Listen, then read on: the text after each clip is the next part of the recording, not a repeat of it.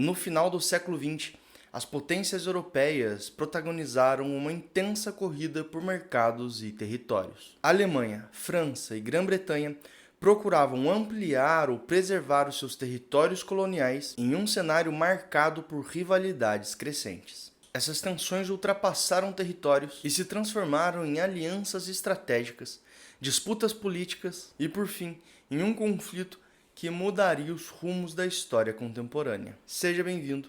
Eu sou o professor Vinícius Bernardo e nesta aula vamos compreender como as rivalidades imperialistas prepararam o terreno para a eclosão da Primeira Guerra Mundial. Após sua unificação em 1871, a Alemanha, sob a liderança de Otto von Bismarck, experimentou rápido crescimento político e econômico. Para evitar o isolamento da Alemanha em caso de conflito, Bismarck estruturou uma política externa baseada em alianças defensivas. Dessa estratégia surgiu em 1882 a Tríplice Aliança, formada por Alemanha, Império Austro-Húngaro e Itália. Contudo, em 1890, o Kaiser Guilherme II rompeu com essa política ao demitir Bismarck e adotar uma política expansionista. Sua política buscava pressionar a Grã-Bretanha por territórios coloniais na África e na Ásia, além de desafiar a supremacia marítima e comercial da Grã-Bretanha. A Grã-Bretanha, detentora do maior império colonial da época,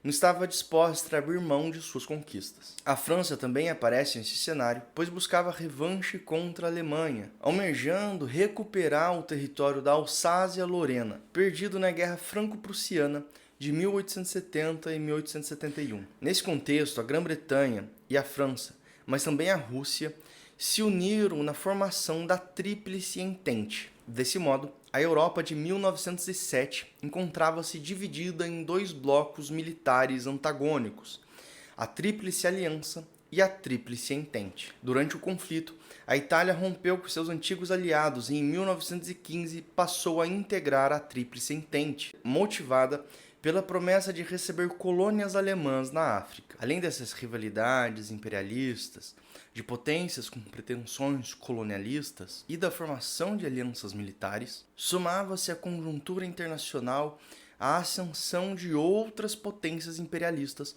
como o Japão e os Estados Unidos da América, que também buscavam ampliar sua influência política e econômica. Paralelamente a isso, desenvolveu-se a corrida armamentista, um período que ficou conhecido como a Paz Armada. Essa corrida intensificou ainda mais as tensões entre os estados e contribuiu para as instabilidades que precederam o início da Primeira Guerra Mundial. Nesse contexto, do início do século XX, a região dos Balcãs configurava-se como um dos principais focos de instabilidade. Os sérvios buscavam libertar territórios habitados por povos eslavos que ainda estavam sob o domínio do Império Otomano. O objetivo era concretizar um projeto chamado de a Grande Sérvia, o que ampliaria a influência política e territorial desses povos na região. Para enfrentar os austríacos e os otomanos, a Sérvia buscou o apoio da Rússia, que defendia o pan-eslavismo, um movimento que valorizava a cultura e identidade eslava. Além disso, é claro,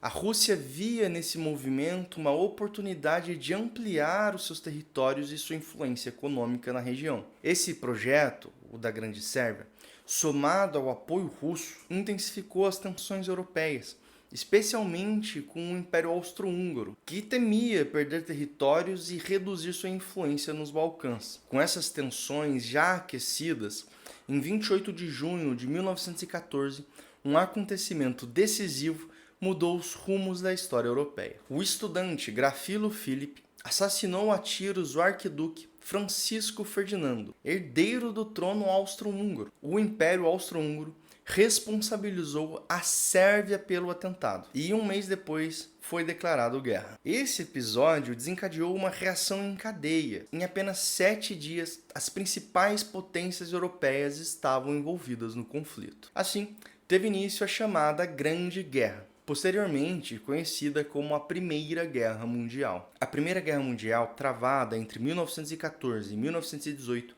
pode ser dividida em 3 fases. A primeira fase podemos chamar de a Guerra de Movimento, foi marcada por deslocamento de tropas. Os alemães, por exemplo, invadiram a Bélgica e avançaram até as proximidades de Paris. Eles só foram detidos na Batalha do Marne, batalha na qual franceses e britânicos se uniram contra os alemães. Mas essa vitória das tropas francesas e britânicas não foi decisiva e o conflito na frente ocidental, ou seja, nas proximidades da França, seguiu, contudo, marcado por pouco deslocamento de tropas. E essa foi a segunda fase da guerra, a Guerra de Trincheiras. Os exércitos cavaram cerca de 640 quilômetros de trincheira, que se estendiam do Mar do Norte até a Suíça. Essa fase, como já dito, foi marcada por pouco deslocamento, mas também pelo desgaste e grandes perdas humanas. Foi nesse período que a Itália rompeu com a Tríplice Aliança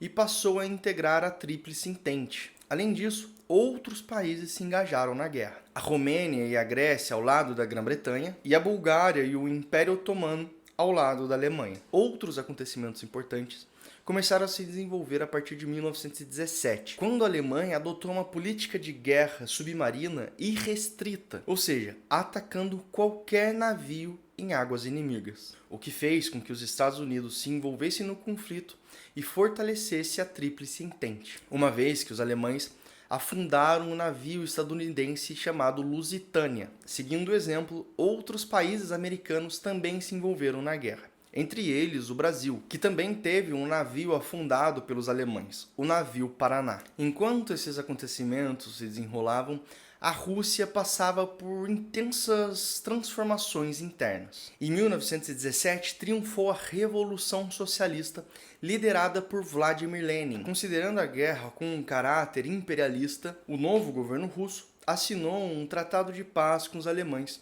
retirando-se oficialmente da guerra. Mas também é necessário se lembrar que outro fator marcou a saída dos russos da guerra.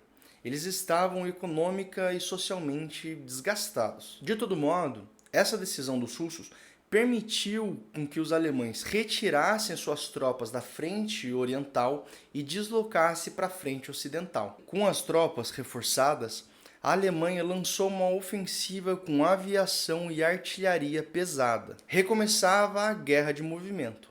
E essa é o que chamamos de terceira fase da guerra. Apesar da ofensiva alemã, os países da Entente reagiram com tanques e aviões mais eficientes. E os alemães foram derrotados na Segunda Batalha do Marne. O passo seguinte para a Entente seria a invasão do território alemão. Mas nesse contexto, uma rebelião popular abalou a Alemanha e o imperador Guilherme II renunciou ao cargo. E em novembro de 1918, o novo governo proclamou a República e assinou a rendição, colocando fim finalmente no conflito. Com o término da guerra, o presidente dos Estados Unidos, Woodrow Wilson, apresentou sua proposta de paz, conhecida como os 14 pontos. O plano defendia uma paz sem vencedores e o direito de autodeterminação dos povos. Contudo, sua proposta não foi aceita. O que prevaleceu foi o Tratado de Versalhes, assinado em 1919. Esse tratado impôs severas condições à Alemanha: devolver a Alsácia-Lorena para a França, ceder todas as colônias ultramarinas, ceder à França as minas de carvão da bacia do Sarre, pagar indenizações bilionárias e limitar o seu exército a 100 mil homens, sem aviação militar, submarinos ou artilharia pesada.